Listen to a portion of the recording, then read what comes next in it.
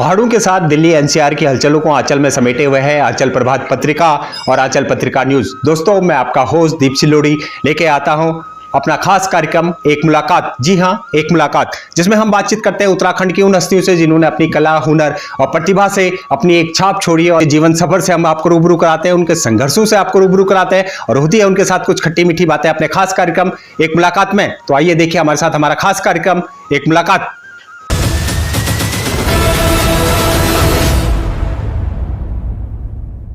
दोस्तों, आज हम उत्तराखंड की एक ऐसी शख्सियत से आपकी मुलाकात करा रहे हैं जिन्होंने 40 साल से भी ज़्यादा अपना पूरा जीवन उत्तराखंड की कला, संस्कृति और रंगमंच के लिए जो है समर्पित कर दी है। 1983 से जो है लगातार जिस तरह से इनका सफ़र शुरू हुआ है, शुरुआत में इन्होंने रंगमंच से शुरुआत करी। कहते हैं कि अपने प्रेरणा स्रोत इन्हें ललित मोहन थपलियाल जी को माना, उसके बाद जो है रतचंद सिंह राही जी को अपना जो है गुरु माना और उसके साथ इनका जीवन सफ़र आगे बढ़ता रहा और फिर साहित्य और कला की और जिस तरह से ये आए तो कन्हैयालाल ढंडरियाल जी को इन्होंने अपना गुरु और प्रेरणा स्रोत माना। लगातार जिस तरह से ये उत्तराखंड की संस्कृति के लिए काम कर रहे हैं, चाहे रंगमंच हो, चाहे फिल्में हो, चाहे अब जो है मंच संचालन के तौर पे भी ये दिल्ली एनसीआर में बखूबी सभी जानते हैं। और जिस प्रकार से गढ़ रतन नरेंद्र सिंह नेगी जी की एल्बम श्याली रामदेही आई जिसमें पथरोल का रोल जब इन्होंने करा तो इनका अभिनय घर घर तक पहुंचा और आज उत्तराखंड के लोग इनको भली भांति जानते हैं और दिल्ली में एक जन परिचित चेहरा है। जी, हम बात कर रहे हैं उत्तराखंड के रंगकर्मी, अभिनेता, मंच संचालक, कह सकते हैं हम कि एक मल्टी टैलेंटेड आर्टिस्ट है बृजमोहन वेदवाल। आज करते हैं उनके जीवन सफर से बातचीत, जानते हैं उनके जीवन सफर के उतार चढ़ावों को और आपको रूबरू कराएंगे उनके पूरे जीवन सफर को हमारे खास कार्यक्रम एक मुलाकात में। तो आइए देखिए हमारे साथ हमारा खास कार्यक्रम एक मुलाकात।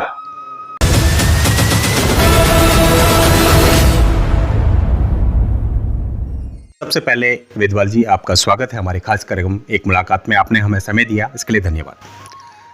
नमस्कार। मैं बहुत दिनों से सोच रहा था कि दीप सिलोड़ी जी के साथ कुछ गुफ्तगू हो जाए, कुछ बातें हो जाए, क्योंकि अनेकों मंच पे देखा मैंने कि आप कवरेज करते हैं और बड़ी चित परिचित लोगों का आपने जो इंटरव्यू लिया है, तो मन मेरा भी करता था कि एक दिन सिलोड़ी जी के साथ मैं भी कुछ बातें करूं। और मैं विशेष रूप से आभार व्यक्त करता हूं सिलोड़ी जी आपका कि आप समाज के जो कलाकारों को, समाज के जो राजनीतिज्ञों को, समाज के जो चित परिचित चेहरों को आप आगे लाते हैं और उनके जीवन के साथ तो हैं, जीवन के बाद भी जो डॉक्यूमेंट्री वो आप बनाते हैं और वो बहुत ही कामयाब होती है। और मैं विशेष रूप से आप लोगों का विशेष आभार व्यक्त करता हूँ। सर, हमारी तो पूरी कोशिश रहती है कि उत्तराखंड के हर कलाकार को जो है मंच मिले। उन्होंने जो काम करा है उसको जन जन तक पहुंचाने का काम जो है आंचल पत्रिका लगातार करती रहती है, जिसका प्रयास हम लगातार करते हैं। सबसे पहले हम कार्यक्रम की शुरुआत करने से पहले अगर देवभूमि की कोई वंदना से, कोई कविता से आपकी हो जाए तो बहुत ही अच्छा होगा। दैना हुइया खोली का गाने सा, दैना हुइया मोरी का नारायणा। आहा, कद का विज्ञान छोमी ई धरती में जन्म लिया है, जन्म लिया मिली धरती में गाड़ियों को सुई से आठ, गाड़ गदने को सुई से आठ। आहा, गुई रुपी बसुली। जी हाँ, थड़े चौफों माँ कदका रिंगाणी रहन तू सची कदका स्वाणी छे तू। बहुत ही सुंदर। आपने जो है हमें भी उत्तराखंड के दर्शन करा दे। आपकी कविताओं में जो है पूरा उत्तराखंड बरसता है। सबसे पहले हमारे दर्शक जानना चाहते हैं कि आपकी पैदाइश कहाँ हुई, आपका बचपन कहाँ बीता, फिलहाल आप कहाँ रहते हैं और क्या कर रहे हैं? मैं पौड़ी गढ़वाल के छोटे से गांव ग्राम पंचुर पट्टी मवासियों, जिला पौड़ी गढ़वाल, और मेरा बचपन वहीं बीता है। प्राइमरी तक मैंने वहीं शिक्षा ग्रहण की है और उसके बाद चला आया मैं कोटद्वार, तो मेरी स्कूलिंग, कॉलेज सब कुछ मेरा वहीं हुआ है। और उसके बाद जैसे कि हर पहाड़ी की कहानी होती है कि रोज़गार के लिए उसे प्रदेशों में जाना पड़ता है और 1979 में मैं दिल्ली आ गया था। तो फिलहाल यानी आप दिल्ली में रह रहे हैं और उत्तराखंडी रंगमंच आप कर रहे हैं।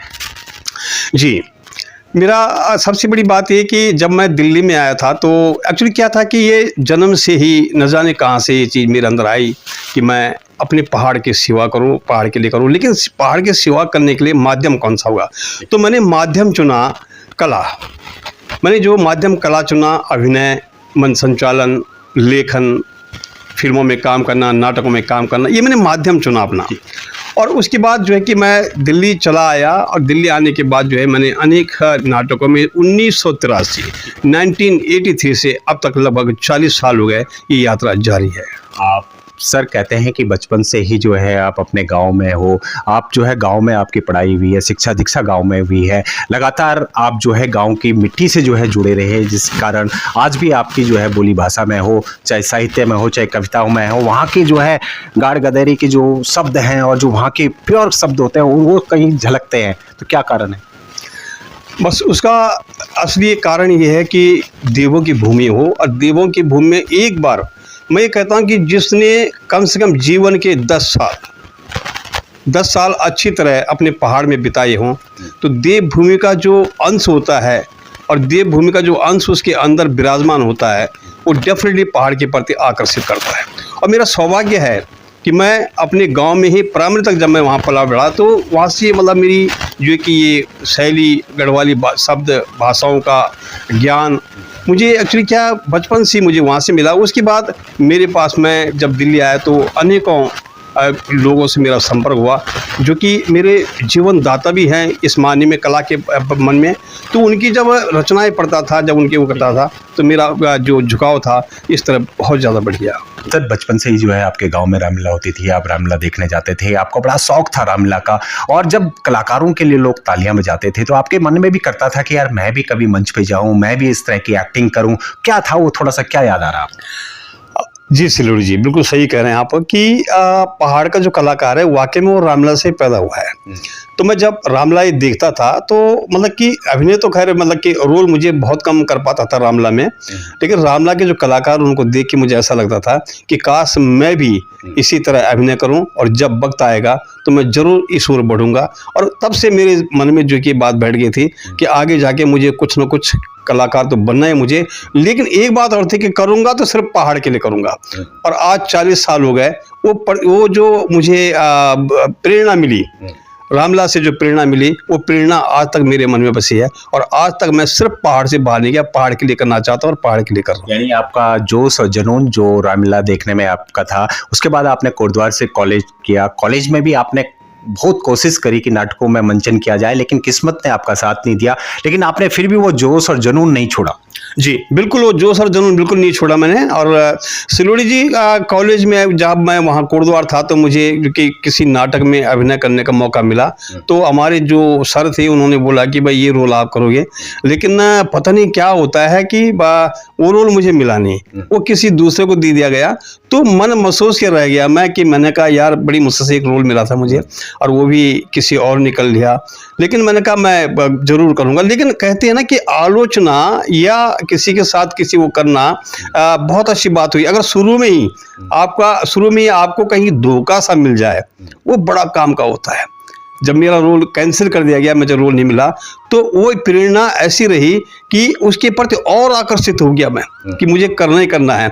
और इस तरह जो है कि मैं वहाँ जो है कि पढ़ाई भी करता रहा, तो नाटकों भी मतलब कि मैं करता रहा, तो आगे जो है बढ़ के फिर मुझे काफ़ी कुछ प्रेरणा वहीं से मिली है मुझे प्रेरणा, और आज तक चल रहा है। यानी उसके बाद फिर आपने सोच लिया कि भाई नाटक हर हाल में करूंगा, उत्तराखंड के लिए नाटक करूंगा, और उसके बाद आपका सफ़र जो है क्योंकि उसके बाद आप दिल्ली की ओर आए, दिल्ली में भी जो है आपने जो है जॉब, प्राइवेट जॉब की, और लेकिन साथ में आपका जो उत्तराखंड का प्यार जुनून आपके अंदर था, आपने जो है दिल्ली में भी आके जो है ढूंढना शुरू करा कि गढ़वाली लोग कहाँ रहते हैं, हमारे पहाड़ी लोग कहाँ रहते हैं। तो क्या याद आ रहा उस समय का, किस तरह से दिल्ली पहुंचे और क्या था? जी सिलोड़ी जी, मैं उस समय जब लगभग 81-82 की बात हुई, मैं दिल्ली आ गया था। और दिल्ली आने में जब मुझे लगा कि पहली रात तो जो है कि माँ बाप ने कहा जाओ नौकरी करने के लिए दिल्ली चले जाओ, वहाँ कमाना है, कुछ भी करना है, ये करना है। मैं जब दिल्ली आया तो रात को मैं सो रखा था, तो सुबह जब मैं उठा मैंने कहा यार नौकरी तो हो जाएगी, कोई बात नहीं, और चलती रहेगी, लेकिन सबसे ये पहले ये पता करना कि गढ़वाली लोग ज़्यादातर कहाँ रहते हैं। तो मुझे मालूम हुआ कि वो सेवानगर में रहते थे उस समय, सेवानगर, सरोजनगर, आर के में रहते। मैं सेवानगर ही मैंने मतलब मायापुर से शिफ्ट कर दिया। उसके बाद मैंने किसी से पूछा, मैंने कहा यार गढ़वाली नाटक कहाँ होते हैं? ठीक है। तो जब गढ़वाली नाटक आऊँ तो उसके बाद जो है कि सीधा मैं किसी ने बताया फाइन आर्ट थिएटर, और सब फाइन आर्ट थिएटर की ओर चल पड़ा। यानी हम कह सकते हैं कि उस टाइम आर.के. पुरम हो, किदवई नगर हो, सेवा नगर हो, सादिक नगर हो, यहाँ पे जो है उत्तराखंडी गढ़ हुआ करता था और बैठकों और कलाकारों के माध्यम से कलाकारों की रिहर्सल्स भी यहीं होती थी। और लगातार जिस तरह से आर्य समाज मंदिर के अंदर जो है पुराने आर्टिस्ट आते थे, तो कभी किसी से मुलाकात हुई उस समय आपकी, और या सीधे आप जो है नाटकों की ओर ही आपका रुझान रहा? नहीं, मुलाकात मेरी किसी से नहीं हुई, और मेरा ये था कि मेरा बड़ा सौभाग्य रहा कि मैंने ये कहा कि गढ़वाली नाटक कहाँ होते हैं। किसी ने मुझे ये कहा कि फाइन आर्ट थिएटर में। मैं फाइन आर्ट थिएटर चला गया सीधा नाटक देखने। मेरी मुलाकात किसी से नहीं हुई बस। लेकिन जब मैं वहाँ फाइन आर्ट थिएटर में और वहाँ गढ़वाली नाटक हो रहा था, तो मैंने कहा मुझे मेरा स्वर्ग मिल गया है, और यहाँ जो है कि मैं बहुत अच्छी जगह पहुँच गया हूँ। तो उसके बाद जो है कि जब वो नाटक देखा मैंने कहा अब मुझे असली नौकरी मिल गई है। बड़ा खुश और बड़ा गदगद हुआ। हमने सुना है कि वहाँ पे जो है नाटकों के लिए जो है कलाकारों के लिए जो है वैकेंसी भी निकली हुई थी, और उसमें लिखा हुआ था कि भी जो भी इच्छुक है, तो आपका कहीं ना कहीं वो सपना जो आप संजो के आए थे पहाड़ से, वो कहीं ना कहीं पूरा नजर होता हुआ नजर आया। बिल्कुल पूरा नजर होता है कि इतनी बढ़िया शुरुआत हुई मेरी कि मैं मतलब कि अपने को बड़ा सौभाग्य मानता हूँ कि वहाँ जो थी हमारे थे आदरणीय ललित मोहन थपलियाल थे, तो वो नाटक कर रहे थे। उनके बच्चे पर्चे बांट रहे थे हॉल में कि अगर किसी को कलाकार की जरूरत, मतलब कोई अगर गढ़वाली नाटक भाग लेना चाहता है तो मुझे जाके साकेत में मिले। तो मैं तो पहले तो हैरान रह गया कि वो जनेवा से, अमेरिका से, वहीं से जनेवा से रिटायर होकर आए थे, उनके बच्चे भी जनेवा रहते थे, तो वो गढ़वाली में बात कर रहे हैं और गढ़वाली में जो है कि वो पर्चा भी बांट रहे हैं कि भाई अब नाटक हो रहा है, आप आ जाओ। मैं बड़ा गदगद हुआ, इतना मतलब मैंने कहा मेरा रास्ता कोई गलत नहीं, मैं बहुत अच्छे रास्ते पे जा रहा हूँ। और वहां से जो था मैं ललित मोहन जी के संपर्क में आ गया। उसके बाद जो है आपको मंजिल जो है मिल गई, और आप जो है उत्तराखंड के रंगकर्मी और ललित मोहन थपलियाल जी के सानिध्य में आए। ललित मोहन थपलियाल जी से जब आप मिले तो कैसा लगा कि आपको लगा कि आपके प्रेरणा स्रोत और गुरु जो है आपके सामने खड़े हैं, और अब आपकी मंजिल जो है जो रंगकर्म मंच की थी वो सफर अब आपका शुरू होगा? जी, सबसे पहले मैं जब ललित मोहन थपलियाल जी से मिला, उन्होंने बाकायदा बोला था कि आप जो है कि साकेत आ जाओ। तो साकेत उन पे घर पे गया था मैं, और जब मैं उनके घर पे गया था तो पहली बार मुझे थपलियाल जी मिले थे। तो थपलियाल जी उस समय रिटायर होके आए थे, तो बिल्कुल भारी भरकम शरीर, चेहरे पे बिल्कुल इस मतलब उम्र के आखिरी पड़ाव में भी बहुत बड़ा तेज। तो जब उनके मिला तो उनके बाद जो है कि जब उनसे मिला तो उसके बाद वो अपने घर में ले गए, घर में कमरे में ले गए, फिर बैठे कि नाटक करना चाहते हो। तो थपलियाल जी ने बड़ी भारी बात मेरे से कही थी कि भाई अगर तुमने इस लाइन में सही तरीके से आना है तो ठीक है, वरना समय बर्बाद मत करो। जिंदगी में और भी काम पड़े हैं, अगर आपने नाटक ही करने हैं तो बहुत बड़ी बात है, आप करिए नाटक, मैं आपके साथ हूँ। और अगर नहीं करना है तो बिल्कुल छोड़ दीजिए, इसमें समय बर्बाद भी हो सकता है, आपका ज़िंदगी दांव पे भी लग सकती है। तो मैंने थपलियाल जी से कहा, मैंने कहा सर मैं करूँगा, नाटक ही करूँगा, और जितना मर्जी आप कहेंगे मैं उतना मेहनत करने को तैयार हूँ। उसके बाद फिर एक नाटक था, 3 मिनट का रोल था, ओनली 3 मिनट का रोल था, और शायद उसमें डायलॉग भी 1.5-2 रहे होंगे। तो उसकी रिहर्सल 1.5 महीने तक लगातार 45 दिन तक मैं 3 मिनट के रोल के लगातार जाता रहा। थपलियाल जी ने पहले ही मुझे 3 मिनट का रोल दिया था कि देखते हैं ये कितना आगे बढ़ता है, कितना इसके अंदर है। बोलता तो है कि मैं करूँगा। मैंने कहा मैं ड्यूटी से जाता था, तो उसके बाद 7 बजे पहुंचता था, रात को 9:30 बजे करीब रिहर्सल खत्म होती थी, 10 बजे घर आता था, और घर आने के बाद सिलोड़ी जी मैं खाना बनाता था, और खाना बनाने के बाद जो डायलॉग याद करता था, और सुबह 5 बजे उठ के फिर मैं ड्यूटी चला जाता था। तो थपलियाल जी के संपर्क में आने से मुझे ऐसा लगा कि मुझे बहुत बड़ा ही मतलब कि उनसे एक आयाम मिल गया है, बहुत बड़ा मुझे मेरा टारगेट अचीव होने वाला है, होने जा रहा है। तो उनकी वजह से जो था कि मैं फिर आगे बढ़ता और उनके साथ फिर यात्रा शुरू भी हो गई। यानी कहते हैं कि उस समय जो है आपको सिर्फ 300 रुपये जो है मेहनताना मिलता था, और उसमें जो है आपका आने जाने में और किराया ही काफ़ी लग जाता था। लेकिन कहीं ना कहीं वो जोश और जुनून अपने उत्तराखंड के प्रति आपके था कि भाई नाटक करने हैं, रंगमंच करने हैं। और जब ललित मोहन थपलियाल जी आपको मिले तो आपका सपना पूरा होता गया। आपने ये नहीं देखा कि कितना मेरा खर्चा हो रहा है, कितना लग रहा है। जी बिल्कुल सही, बिल्कुल सही कह रहे हैं आप, कि उसमें मात्र इतनी छोटी सी सैलरी में घर भी पैसा भेजता। घर वाले कह रहे हैं कि हमारा लड़का नौकरी कर रहा है, वो पैसा भेजेगा। उस समय मनी ऑर्डर का ही हिसाब किताब होता था, पूरा पहाड़ मनी ऑर्डर पे चलता था। तो मैं पैसा घर भी भेजता था, क्वार्टर का किराया भी देता था, और उसके बाद रिहर्सल में आना जाना। उस समय डीलक्स बस जो हुआ करती थी उसको बोलते थे 75 पैसा, 75 पैसे की डीलक्स। और वहाँ 500 नंबर बस जो थी शिवानगर से साकेत वही जाती थी, और उसमें आने जाने में 1.5 रुपये रोज का खर्च, और मात्र छोटी सी तनख्वाह में 50-60 रुपये मेरी इसी तरह उड़ जाते थे। बड़ा संघर्ष होता था, कभी भूखा, कभी आना, कभी जाना। तो उसकी वजह से जो फिर लेकिन जब मैं थपलाल जी के सामने जाता था, या फिर मैं जब नाटकों के डायलॉग याद करता था, तो मैं सब कुछ भूल जाता था। और सबसे बड़ी बात यह है कि जहाँ चाह वहाँ रहा, और यहाँ से जो है कि एक तरक्की का रास्ता खुल गया। कौन कौन से नाटक आपने उनके साथ किए, क्या यादें आ रही है आपको उस समय की? क्योंकि उस समय जो है कई सारी संस्थाएं थी, चाहे जागर संस्था हो गई आपकी, राजेंद्र धस्माना जी भी जो है नाटक करते थे, साथ ही इस टाइम पे जो है आपके हाईलैंडर ग्रुप्स हो गए, पर्वतीय कला मंच हो गए, कई सारे कलाकार थे उस समय पे। किन कलाकारों से आपकी मुलाकात होती थी और मंच पे उनके साथ कौन कौन से आपने नाटक किए? जी, मैं कि उस समय दिल्ली में बिल्कुल नया नया था और सहमा था, लेकिन ये था कि अंदर प्रतिभा तो भगवान की वजह से प्रतिभा थी, तो प्रतिभा के बल पर कॉन्फिडेंस बहुत था मेरे अंदर, बहुत कॉन्फिडेंस था कि मुझे कुछ करना है। तो नाटक उस समय की संस्थाएं बहुत सी, लेकिन मैं सिर्फ जागर को जानता, क्योंकि ललित मोहन थपलियाल जी जागर से जुड़े थे और जागर उनके नाटक बहुत ज़्यादा करता था। तो जागर थे, उसके बाद जो था कि उनके साथ मेरा सौभाग्य, सबसे बड़ी बात यह है सिलोड़ी जी कि मुझे उस समय कलाकार, उस समय का स्टाफ, उस समय के लोग बहुत सुंदर लोग थे, बहुत, बिल्कुल मेरे से भी ज़्यादा नाटकों के प्रति समर्पित थे वो लोग। तो उनमें जो था कि थपलियाल जी के सबसे पहला जो नाटक किया था उनके साथ किया था मैंने अछरू का ताल। तो अछरू का ताल में तुम ये उनके साथ उमेश सिंह भंडारी थे, और नौटियाल जी थे, आदित्य नौटियाल थे, और जुयाल जी थे, बहुत सारे लोग थे उनके साथ। बल्कि ललित मोहन थपलियाल जी की लड़की भी उसमें रोल करती थी। तो उसके बाद जब इन लोगों से जब मिला तो बहुत अच्छा लगता था उन लोगों से मिलके, और इन लोगों से के साथ धीरे धीरे तो 1986 तक थपलियाल जी के संपर्क में रहा, और बहुत कुछ हुआ। और उसके बाद जो है कि मेरी जो यात्रा है फिर वो आगे बढ़ी। लेकिन थपलियाल जी से मैं इतना कहूँ कि थपलियाल जी आज जो कुछ हूँ मैं ललित मोहन थपलियाल जी की वजह से हूँ, और जागर संस्था की जो उन्होंने जो बैनर पे जो काम किया था, आज भी मुझे वो दिन बहुत याद आते हैं। थपलियाल जी, लगातार आप जो है नाटक कर रहे थे, ललित मोहन थपलियाल जी के मंच से जो है आप जुड़ गए थे, जागर संस्था से आप जुड़ गए थे, और आपको काफ़ी बेहतरीन परफॉर्मेंस अब आप जो है मंच पे देने लग गए थे। उसके साथ साथ आपने कई और भी नाटक किए, कई और संस्थाओं के साथ भी आपने नाटक करे। कौन कौन से नाटक याद आ रहे हैं आपको और क्या कहेंगे? जी, फेस तो बहुत लंबी है और समय भी बहुत हो चुका है, लेकिन कुछ नाटक ऐसे हैं कि जो दिल में आज भी हैं। 1983 में जब अछरू का ताल हुआ था, तो अछरू का ताल जो नाटक किया था बहुत बढ़िया। उसके बाद जब थपलियाल जी ने देखा कि ये बहुत बढ़िया काम कर रहा है, फिर थपलियाल जी ने एक नाटक लिखा चमत्कार। तो जब चमत्कार जो नाटक लिखा उन्होंने उसमें फिर मुझे फुल लेंथ रोल दिया, और फुल लेंथ रोल दिया। ये बात जो है 1985 की है। तो 1985 में जब चमत्कार नाटक जब हुआ था, तो उन्हें मुझे फुल लेंथ में एक रोल दिया था। तो उस रोल को इतना करने में मतलब कि बहुत मुश्किल रोल था। वो कहते आध्यात्मिक था, वो चमत्कार नाटक वो ऐसा था कि आस्था का नाटक था, और पहाड़ी परिवेश में था वो। तो जब वो रोल जब मैंने किया, तो उस रोल करने के बाद जो है कि मतलब कि बहुत ही सुंदर भी वो लगता था। उसमें मैं एक आपको डायलॉग सुनाना चाहता हूँ। उसमें था नत्थू का रोल। तो नौकर का रोल था।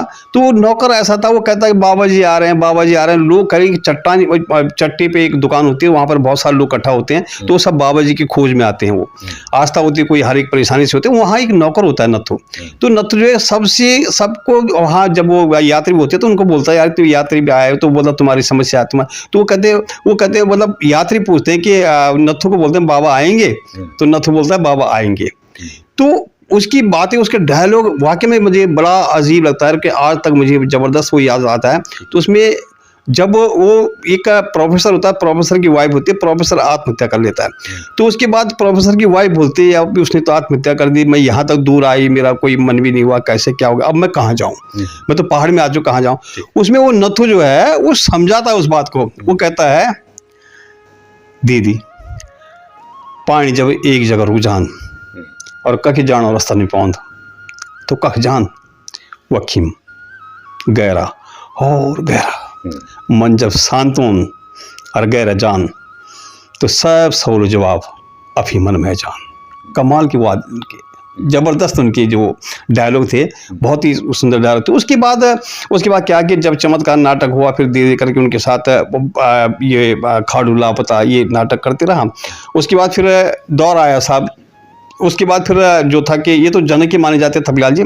उसके बाद अगर नाटक को जो आंदोलन दिया है, एक आंदोलन दिया, वो थे राजेंद्र धस्माना, कमाल के नाटककार थे। तो राजेंद्र धस्माना जी के जो है, राजेंद्र धस्माना जी ने एक नाटक लिखा, उन्होंने बताया अर्धग्रामेश्वर।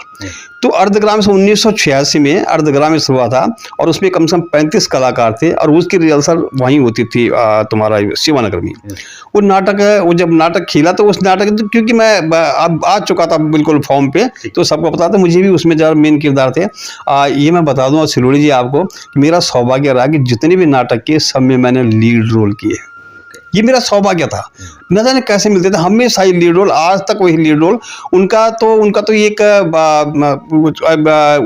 वो थी द हाइलर्स के नाम से, तो हाइलर्स के नाम से थी। तो हाइलर्स ग्रुप से मैं वहाँ से फिर जुड़ा। तो हाइलर्स ग्रुप से जब फिर वो नाटक करे, हाइलर्स ग्रुप एक ऐसा ग्रुप है कि आज तक दिल्ली में सिर्फ वही एक गढ़वाली नाटक कर रहा है और उस ग्रुप को जुड़े आज 44 साल हुए। 44 साल से गढ़वाली नाटक अकेला वही ग्रुप करता है, बीच में एक आध वो हो गया। तो इस तरह ग्रुप से मैं जुड़ता रहा, हाइलर्स ग्रुप से जुड़ता रहा। तो ये दो ही ग्रुप जो है, इनमें इतना बड़ा काम था, इतने बड़े नाटक थे। उसके दौरान फिर और भी नाटक आए। तो उसके बाद 86 में अर्धग्रामेश्वर हुआ। फिर 94 में सन 94 में राजेंद्र धस्माना जी का जो नाटक लिखा था, वो नाटक था पैसन दिल्ला गुमान सरोतेला। तो उसके बाद, उससे पहले थोड़ा सा मुझे याद नहीं आ रहा कि जय भारत जय उत्तराखंड, कमाल का नाटक था साहब, कमाल का। कहते हैं जिसमें आपने एक ऐसा भी नाटक था जिसमें 8 रोल किए थे आपने, वो क्या था? बिल्कुल सिले जी, ये वही था जय भारत जय उत्तराखंड। उस समय जो थी वो चल रहा था, उनका ये उत्तराखंड आंदोलन चल रहा था, उसमें भी वो नाटक दिखाया था। धस्माना जी ने वो नाटक लिखा था, नाटक कमाल का था साहब, वो बहुत जबरदस्त नाटक था। तो वो नाटक ऐसा था कि कौन करे, कैसे करे, कितने रोल, तो ये कि आर्टिस्ट कम भी पड़ जाते थे। तो धीरे धीरे करके जब वो पकड़ता गया तो उसमें जो है मेरे 8 रोल हो गए। और धस्माना जी जिस दिन भी आते थे वो मुझे एक पर्ची पकड़ा देते थे कि भाई ब्रिजमोहन ये डायलॉग और ऐड कर ले, ब्रिजमोहन ये डायलॉग ऐड कर ले। तो सौभाग्य, पता नहीं कैसे क्या सौभाग्य था मेरा। बल्कि कुछ लोग तो ये भी सोचते थे यार कि इसको डेली जो है धस्माना जी एक पर्ची पकड़ा दे रहे हैं, उसमें डायलॉग ऐड कर रहे हैं, ये कर सो करके। तो 8 रोल थे मेरे। तो 8 रोल में मतलब कि कई किस्म के रोल थे। उसमें जागरी का रोल था, उसमें डायरेक्टर एक होता है, आंदोलन का जो डायरेक्टर होता है उसका रोल था, और कई किस्म के इस तरह के मतलब वो रोल थे। तो 8 रोल में मतलब मुझे बड़ा मतलब कि बहुत मुश्किल सा हो जाता था उसमें। यानी हम कह सकते हैं कि जो जोश और जुनून आपके अंदर था बचपन से ही नाटकों के प्रति, जब आप मंच पे जो है थपलियाल जी ने आपको निखारा, तो वो कहीं ना कहीं आपकी प्रतिभा में जो है लोग देखते थे, दर्शक आपके लिए तालियां बजाते थे और उनको लगता था कि भाई ब्रिजमोहन वेदवाल जी जो है मंच के रंगे कलाकार हैं, मंजे हुए कलाकार हैं, इसलिए जो है लोग आपको काम देते थे। जी बिल्कुल। नहीं, फिर वो तेरे, हाँ ये भी बिल्कुल बात सही है। फिर उसके बाद क्या हुआ कि जब भी कोई नाटक होता था तो संस्था के लोग उन लोगों को ढूंढते थे कि जो इसके प्रति समर्पित हो, जो डेली रिहर्सल में देखें। सिलोड़ी जी, एक नाटक करना बहुत मुश्किल काम होता है, फिल्म बहुत आसान होती है, लेकिन नाटक बड़ा मुश्किल काम होता है।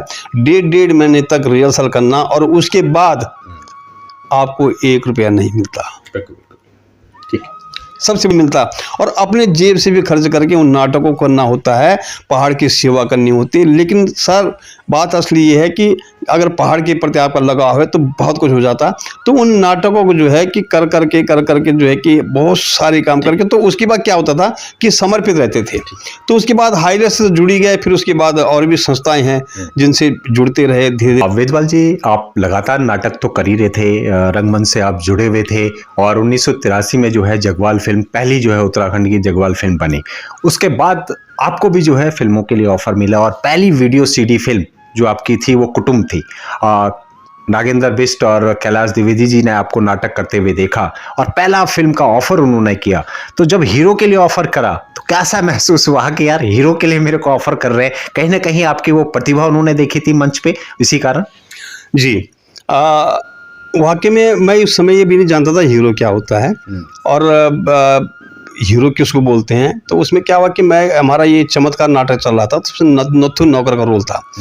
तो नागेंद्र बिष्ट थे, उसके डायरेक्टर थे। उन्होंने कहा यार हमें एक ऐसा लड़का चाहिए कि बिल्कुल पतला सा हो, कोई शक्ल नहीं हो, कोई सूरत नहीं हो, खूबसूरत बिल्कुल नहीं चाहिए, और ऐसा मुड़ा तुड़ा सा, संघर्षों से बिल्कुल पिटा हुआ बुरी तरह, ऐसा ऐसा ऐसा लड़का चाहिए जिसका फिगर इस तरह का हो और अभिनय भी उस तरह का। तो उसने चमत्कार, उन्होंने जो है ना चमत्कार नाटक में नत्थु के रोल पे देखा था मेरे को।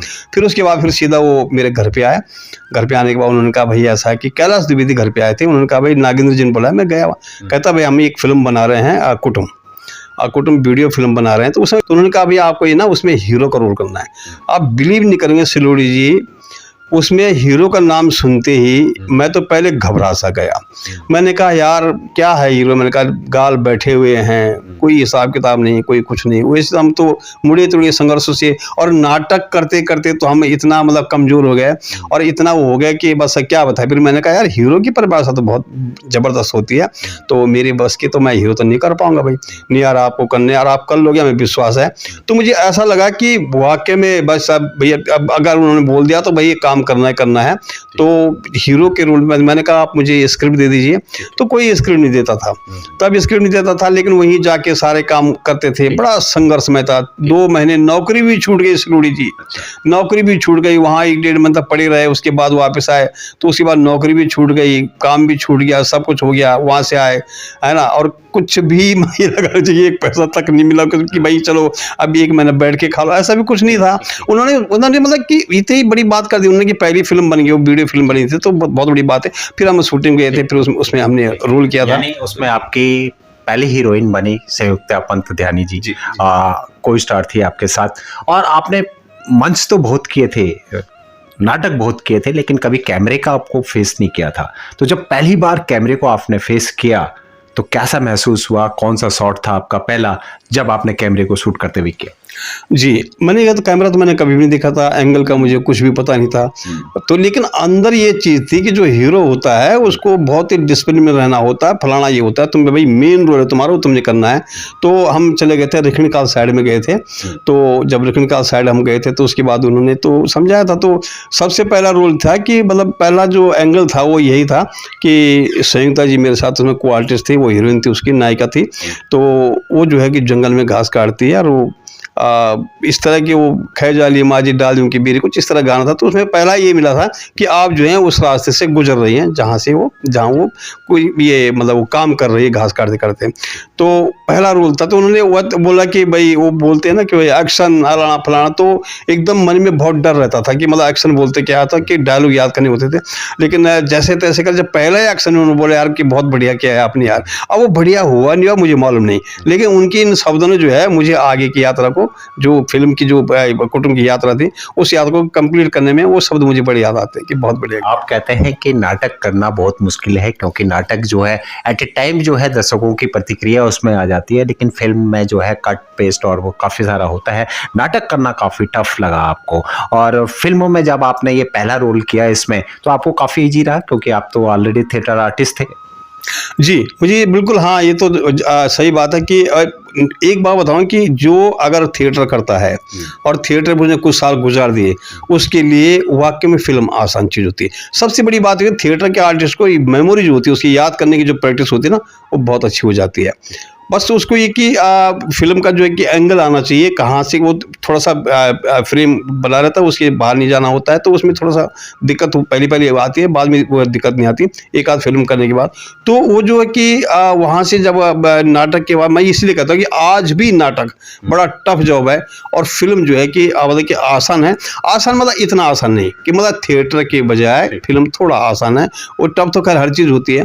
तो इस तरह जो है कि अच्छा लगा कि नाटक मेरा फिल्म में भी चलता रहा। मतलब वेदवाल जी, आप लगातार जो है नाटक कर रहे थे, अच्छी अच्छी परफॉर्मेंस आप जो है मंच पे कर रहे थे, आपको पहली वीडियो फिल्म भी मिल गई कुटुंब, लेकिन उसके बाद भी कहीं ना कहीं आपको काफ़ी गैप लेना पड़ा, क्योंकि उत्तराखंड की जो बड़ी फिल्में थी उनमें आपको कहीं ना कहीं ऑफर नहीं मिल पाया, क्योंकि आप प्रतिभाशाली कलाकार थे, मंच इतने कर चुके थे आप, लेकिन फिर भी आपको जो है बड़ी फिल्में जैसे गर्जे में उस टाइम आई, कौथिक आई, कई ऐसी फिल्में थी जो सुपरहिट रही। वो फिल्म शुरुआत में आई है, तो दर्शकों, जो नाटकों के जो दर्शक होते हैं ना, वो लिमिटेड होते हैं, बहुत कम लिमिटेड होते हैं।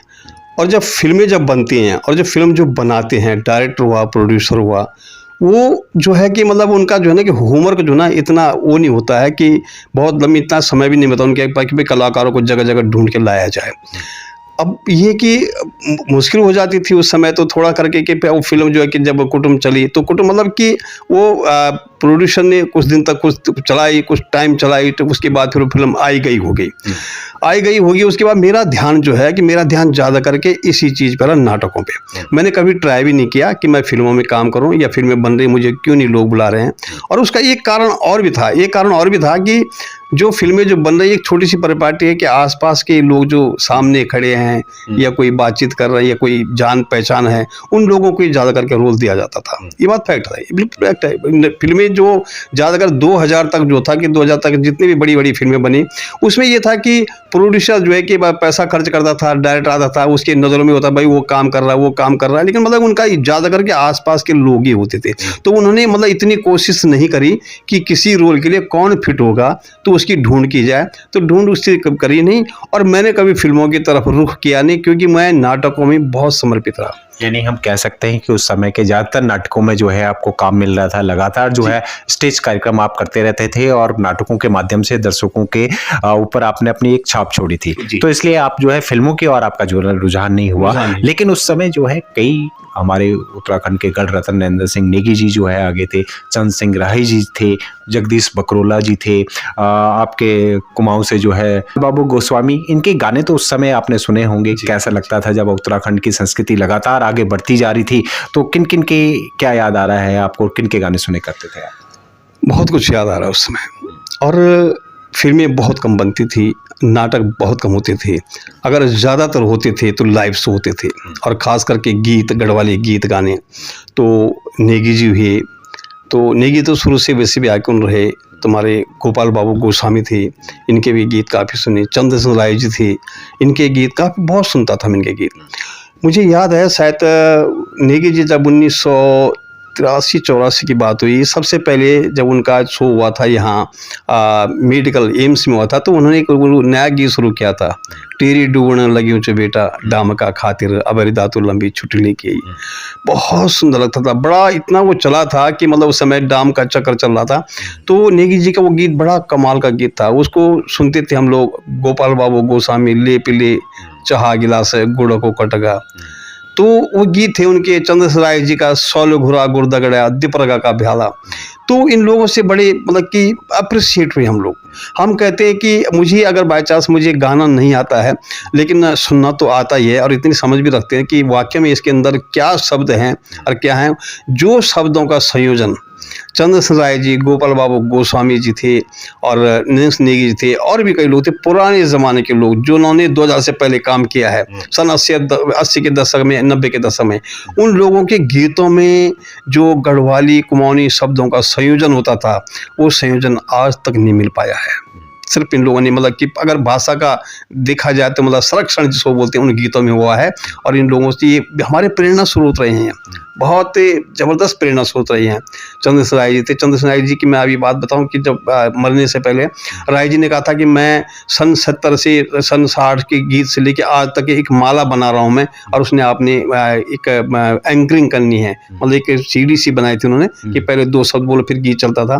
तो उन्होंने कहा था कि यार ब्रिजमोहन मेरे पास पैसा तो है नहीं, मैं कहाँ से दे तो नहीं पाऊंगा। मैं बिलीव नहीं करोगे आप, एक महीना ऋषि स्टूडियो में जाता रहा और उनके लिए काम करता रहा, तो मुझे बड़ा खुश लगता है। ये लोग थे, मतलब इन लोगों ने बहुत कुछ दिया है और इनके गीतों में बहुत कुछ जान थी। तो अब गीत तो खैर याद तो आते रहते हैं उनकी भी, लेकिन जैसे भी जो भी इनके गीत थे बहुत सुंदर थे और इनके प्रति हमारा बहुत लगाव था। ठीक है। 90 के दशक में जो है उत्तराखंड में जो है उत्तराखंड राज्य के आंदोलन की जो है चिंगारी पूरे उत्तराखंड और दिल्ली एनसीआर में भी फैल गई थी। आप लगातार नाटकों के माध्यम से भी आवाज़ें उठाते रहते थे।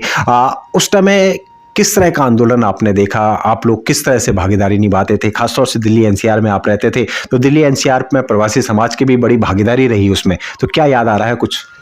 जी सल्लू जी, बिल्कुल बहुत अच्छी तरह याद आ रहा है कि जब उत्तराखंड आंदोलन चरम सीमा पे था और मतलब कि उसकी जो आग थी वो मतलब कि दूर दराज तक, दिल्ली, बम्बई, देहरादून, मतलब बहुत दूर तक फैल चुकी। और दिल्ली में जो था कि आंदोलन को एक नया, बल्कि नया रूप दे दिया था उस उत्तराखंड ने। और उसी को प्रेरित होकर जो हमारे राजेंद्र दसमानी जी ने वो नाटक भी लिखा था। तो नाटकों के पास नाटक तो थी, लेकिन जैसे ही कि अब जब ये आंदोलन शुरू हुआ तो फिर उसके बाद हमारा रुझान उधर भी बढ़ गया। तो बड़े मतलब कि बड़ा अच्छा मतलब भाग लेते थे। उस समय जंतर मंतर पे जो थे कि बहुत पहाड़ी लोग वहाँ इकट्ठे हुआ करते थे और वहाँ जाते थे हम लोग। हमें थोड़ा सा ये भी डर लगता था कि सरकारी नौकरी है, कहीं पकड़ में ना जाए, कहीं कोई बात ना हो जाए। तो लेकिन कभी कभी क्या होता था कि अब कलाकार है तो ज़्यादातर कलाकार है, हमेशा मन में रहिए तो भाई कलाकार हैं तो हमें करना चाहिए, नौकरी कोई बात नहीं, देखी जाए जो कुछ है। तो वहाँ बैठते थे हम लोग, तो बैठते थे, बल्कि वहाँ जो है पर्ची उर्ची भी काटते थे। वहाँ उनकी व्यवस्था होती है, खाने पीने की व्यवस्था होती थी। तो वहाँ बस दो ही चीज़ होती है, दाल और चावल, जाओ और खाओ, जाओ और खाओ, वहाँ बैठो, वहाँ बैठो। तो जाते थे, हम बैठते थे, वहाँ नारे लगाते थे खूब करके। और इतनी तक तो मेरी भागीदारी वहाँ मतलब रही है। और अच्छी तरह से, अच्छी उम्र में थी इस समय कि एक आदमी को समझ होती है अपना उत्तराखंड राज्य मिलना चाहिए। तो जितना हो सका जाते थे वहाँ हम लोग और वहाँ बैठते थे। तो जब तक वो दौर चलता रहा, साथ साथ ही रहे। यानी आप जो है रंगमंच से आपकी शुरुआत हुई, उसके बाद आपने फिल्में की, फिल्मों के बाद जो है आप सामाजिक मुद्दों की ओर भी आपका रुझान हुआ, और उसके बाद फिर आपके जीवन में एक और टर्न आया, आप जो है कला और साहित्य की ओर भी आपका रुझान हुआ। उसमें जो है कन्हैयालाल ढिंडियाल जी से जो है आपकी मुलाकात हुई और आप जो है कविताओं के साथ साथ जो है साहित्य की ओर भी आपका रुझान हुआ। किस तरह से उनसे मुलाकात हुई, क्या प्रभाव पड़ा उनका, क्योंकि आप कहते हैं कि मेरे प्रेरणा स्रोत भी हैं वो, तो क्या याद आ रहा है? बिल्कुल, मेरे जो कि जब ये धीरे धीरे करके मैं नाटकों में काम करने लग गया तो लोग मिलते गए, बहुत सारे मिलते गए। तो मेरा ये था कि मैं घर में कभी नहीं रहता था। अगर नाटक नहीं हो रहे हैं तो आपको कुछ ना कुछ करते रहना, कभी कभी सम्मेलन में चले जाओ, कभी कहीं चले जाओ, कभी कहीं जाओ। तो गढ़वाल भवन में 1995-96 की बात होगी, कन्हैयालाल ढिंडियाल से मेरी मुलाकात हो गई। मुलाकात तो पहले से भी थी, बल्कि वो मेरे गांव के नज़दीकी थे। लेकिन उनकी लेखनी को देखकर, उनको देखकर जब वो लिखते थे, और उनकी किताबें जो एक चांट का घोड़ी एक किताब थी उनकी, तो वो तो बाद में पब्लिश हुई, लेकिन उससे पहले मुझे मालूम पड़ गया था। तो उनके साथ तो उन्होंने कहा कि मतलब मैं कि उनसे ढिंडियाल से बहुत अप्रिशिएट था मैं, बहुत ही मतलब मैंने एकदम से ही मान लिया था कि अगर साहित्य में मैं कुछ कर पाऊंगा तो मैं जो है कि ये मेरे जो यही है जो। तो उनके पास जाता था मैं हर बार, और वो बताते थे ऐसे करना। तो 1996 में सबसे पहले मैंने एक कविता उनको सुनाई थी, और उस कविता को मैंने देहरादून में सुनाया था। तो वो कविता बहुत अच्छी थी, और वो कविता ये बिल्कुल। तो उसमें जो था कि वो जब कविता सुनाई थी मैंने, तो देहरादून वालों ने मुझे बुलाया था, तो वहाँ ढिंडियाल जी के साथ गया था कि तो मैंने देखा कि यार समाज जो है बदलता जा रहा है, पहाड़ को चुन रहा है, और पहाड़ियों में कुछ ऐसी बात सी हो रही है कि वो सोच रहे हैं कि अगर हम दिल्ली में आ गए, हमने अगर 150 गज का प्लॉट ले लिया तो मतलब कि अब हम किसी से पीछे नहीं है। लेकिन धीरे धीरे करके वो संस्कृति से भी दूर होती चले गए। उसी बात में फिर थोड़ा सा हमें लिखा है। तो समय के साथ बदलाव कैसे आ रहा है, कि क्या हो रहा है कि मतलब कि आजकल जो रिश्ते उस्ते खत्म हो रहे हैं। तो 1996 में मैंने वो लिखी थी, आज से 24 साल पहले कविता है वो, 23 या 27।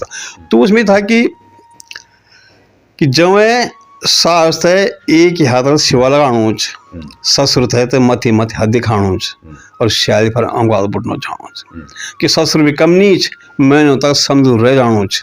ये बात प्रणच कि बेटी घरों पैण तक नहीं पीछा है, अरे छोड़ा जद का सैन छा से गयो कहल वाला पिछने रह गयो, कि जुई देखना हुई बीए वो से ज्यादा हमें डिग्री छिन के बीड़ी बंडल। देखिए कहाँ समाज जा रहा है और कहाँ लोग जा रहे हैं। कितनी बड़ी बात है ये कि हम लोग अब ये कह रहे हैं कि हम अपने को बहुत बड़ा समझ रहे हैं, लेकिन जबकि मिथ्या भरम है कि जुई देखना हुई बीए वो से ज्यादा एमए डिग्री छिन की बीड़ी बंडल, बेरोजगारी दिन रात रुआनी च, यह बात अलग च अर्ज लिखनी आई च, कि बुआरी सास खुणे माँ भुनीच और ससुर खुणे बुआ भुनीच। सिलोड़ी जी, ये पैटर्न चल चुका है, लेकिन बहुत ही हमारी संस्कृति के लिए घातक है, और इस तरह होना भी नहीं चाहिए। लेकिन क्या किया जाए कि बुआरी सास कुणे माँ भुनीच और ससुर कुणे बुआ भुनीच, वो भी जबरदस्त है पेंशन में नीच, निबन साग सास बुआरी निर्भर पुराना भी चलोगी। कि सास सुरों ते धार में धैर्यों दोहर बाट में अलग हो गयों कैल वाल हम पेश न रह गयों। ये जो हमने कविता देहरादून में सुनाई थी, बहुत लंबी कविता है लेकिन इतना ये हित है। और इससे फिर मेरा जो है कि कविता लिखने का रुझान बढ़ गया, तो फिर चलता रहा, कि अभी भी चल ही रहा है। जाते जाते जो है आपके सफ़र के बारे में मैं अगर आपसे पूछूं कि 1980 से लेके और 2000 तक का सफ़र किस तरह का आपको याद आता है, क्या लगता है, कौन सी सुनहरी यादें आपको, और क्या लगता है वो समय कैसा था आपके जीवन में, कितना अहम योगदान था उस सफ़र का? बहुत याद आती है सिलोड़ी जो सफ़र की। 1980 से लेके और जहाँ तक आप बात करते हैं नाटकों की, रंगमंचों की, 2000 तक की बात कर रहा हूँ मैं। ये 17 साल के जो सफ़र थे बड़ी गरीबी में बीते, बहुत गरीबी में बीते सफ़र, और खाने को कुछ नहीं होता था, पैसा एक नहीं जुड़ता था। और इवन दिन की बच्चों की जो परवरिश है उसमें भी बहुत कमी आ जाती थी। कई बार बच्चों से झगड़ा भी होता था कि आप किस ओर मुड़े हैं, दुनिया कमा रही खा रही है और आप लोग जो है कि जेब से दे रहे हैं, ये कब तक ऐसा चलता रहेगा। तो लेकिन बच्चों को जो है कि धर्मपत्नी को मैं आराम से समझा देता था और कन्विंस कर देता था उनको कि ऐसा कुछ नहीं है। अगर कोई लोग कमा भी रहे हैं तो उनकी किस्मत में है, मेरी किस्मत में तो कला की सेवा है, समाज की सेवा है। और मैं वरदान मांग के, मतलब मुझे वरदान मिला है और उस वरदान को मैंने एक्सेप्ट कर लिया है।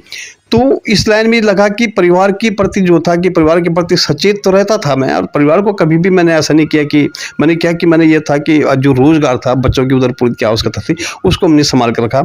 लेकिन मेरा रुझान जब इस तरफ जब मैं रिहर्सल से आता था, जब मैं नाटकों में शो करता था और लोग बोलते थे बहुत अच्छा काम किया आपने, तो बड़ा मधुर, बहुत ही सुंदर सफ़र अभी भी बहुत सुंदर सफ़र है ये। लेकिन 17 साल जो मेरे गुजरे वो यादगार हैं और बहुत ही सुंदर तरीके से गुजरे।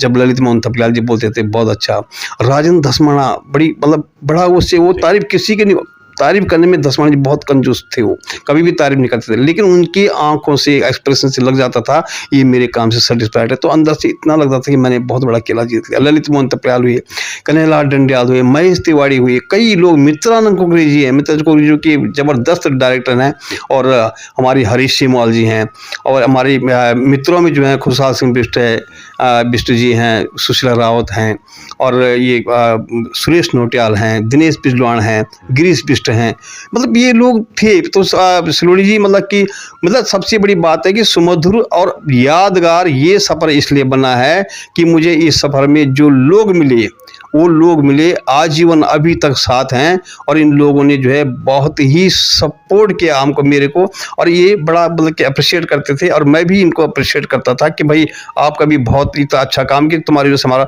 तो मुझे मतलब कि लोग बहुत अच्छे मिले। अगर सबसे बड़ी बात मैं बता दूं, आप किसी लाइन में हो तो आपको संगत का ध्यान बहुत जरूरी होना है।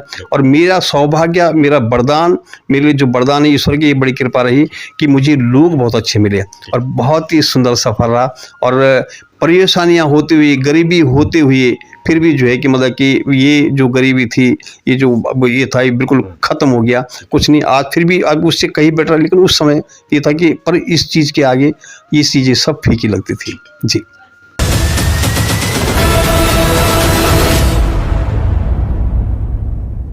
ब्रेक से पहले हमने आपको जो है बृजमोहन बेदवाल जी के जीवन सफ़र से रूबरू कराया। शुरुआती दौर से लेके और 2000 तक के सफ़र को हमने आपको सम्मुख रखा। अब जो है ब्रेक के बाद हम इनसे बात करेंगे इनकी सामाजिक संस्थाओं से, मंच संचालन से, साथ ही जो है जिस तरह से सामाजिक मुद्दों पे जो है लगातार बात करते हैं, उत्तराखंड की संस्कृति, बोली भाषा के लिए जिस तरह से लगातार दिल्ली, एनसीआर और उत्तराखंड में काम कर रहे हैं, उस पर भी बातचीत करेंगे। और साथ ही जानेंगे कि आखिर क्या लगता है उत्तराखंड में जो कला संस्कृति से और रंगमंच से जुड़े कलाकार हैं उनको वो मंच नहीं मिल पाता जिसके वो हकदार होते हैं। सरकारें, क्या राज्य सरकारें उनके लिए कुछ कर रही है, नहीं कर रही है, कोई पॉलिसी बनी है या नहीं बनी है, और क्या भविष्य देखते हैं ये युवा कलाकारों के लिए, युवा साहित्यकारों के लिए, इन सब पे बातचीत होगी। फिलहाल लेते हैं ब्रेक।